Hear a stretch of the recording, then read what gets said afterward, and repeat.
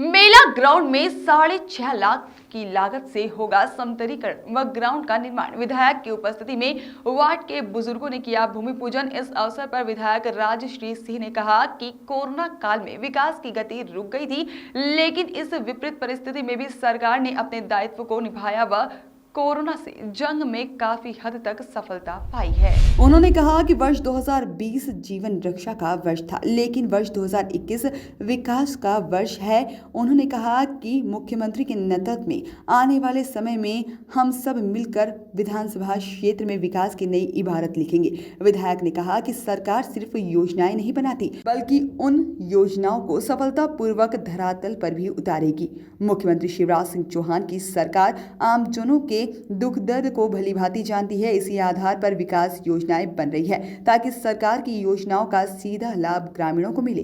इस अवसर पर आशाराम सेन, जगन्नाथ मेहर और हीरा लाल सेन, ख्याली राम जोशी, वरिष्ठ नेता मूलचंद्र माहेश्वरी, डॉक्टर भैरव सिंह गुर्जर, राजेंद्र जैन, मनोज साहू, भाजपा मंडल अध्यक्ष राजकुमार कुशवाहा, जुगल चौक से गणेश खटीक, डब्बू साहू, तहसीलदार हर्ष विक्रम सिंह, सीएमओ रणवीर सिंह राजपूत, अभिषेक जैन, विक्रम सिंह राजपूत, जगमोहन साहू, मनमोहन साहू सहित वार्ड के नागरिक उपस्थित थे।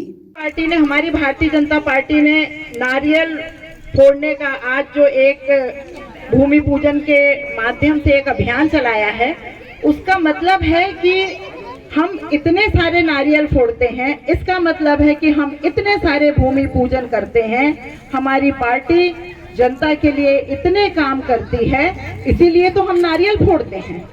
नहीं तो नारियल फोड़ने के महत्व को तो सभी जानते होंगे।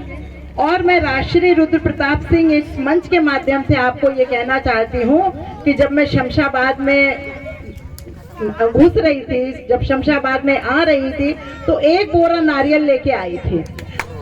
अब उन्हें लगातार फोड़ना है, तो अब आप देखते रहिए कि हम लोग कितने नारियल फोड़ते हैं, मतलब हम कितने विकास के कार्य यहाँ करते हैं। अभी तो रोज 3-4 दिनों में एक न एक नारियल फूट ही रहा है।